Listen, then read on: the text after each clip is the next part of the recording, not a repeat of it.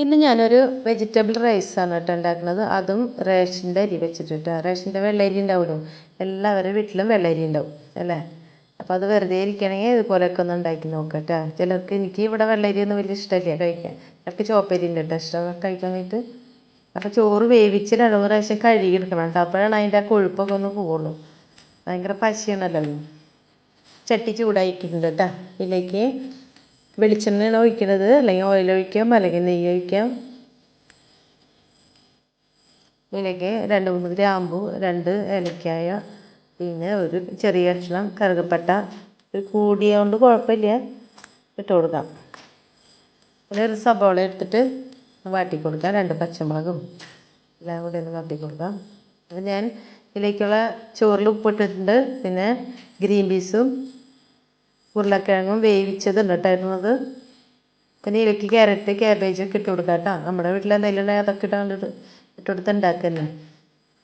ഇഞ്ചി വെളുത്തുള്ളി നല്ലോണം ചതച്ചത് ഇട്ട് കൊടുത്തിട്ടുണ്ട്. ഇത് വാടി വന്നതിന് ശേഷം അതിലുള്ള പച്ചക്കറിയൊക്കെ ഇട്ട് കൊടുക്കാം. ഇത് വെളിച്ചെണ്ണ ഒഴിച്ചിട്ട് വാട്ടാം. അപ്പോൾ വെറുതെ ചോറുണ്ടാണെങ്കിൽ നല്ലതാണ് കേട്ടോ അങ്ങനെ കഴിക്കണത്. ഇറച്ചിക്കറിയിലേക്കൊക്കെ നല്ല മാച്ചിങ് ചെയ്യും കേട്ടോ, നല്ല മാച്ചാ. ക്യാപ്സിക്കം ഒരെണ്ണം എടുത്തിട്ടുണ്ട്, അതൊന്ന് വാട്ടട്ടെ. അധികം വേവൊന്നുമില്ല കേട്ടോ. ക്യാപ്സിക്കന് അധികം തീരെ വേവില്ല. ക്യാപ്സിക്കം ചെറുത്ത് ഒന്ന് ആവി കയറുമ്പോഴേക്കും വെന്ത് കിട്ടും.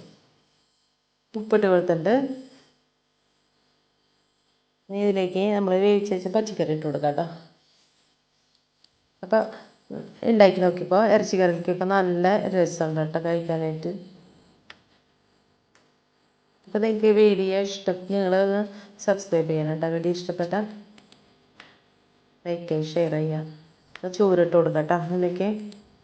പിന്നെ മസാല സബോള വാട്ടുമ്പോൾ തന്നെ മസാലപ്പൊടി ഇട്ട് കൊടുക്കാം കേട്ടോ. ഞാൻ ലാസ്റ്റ് ഇട്ടത് മറന്നുപോയി ഇടാനായിട്ട്.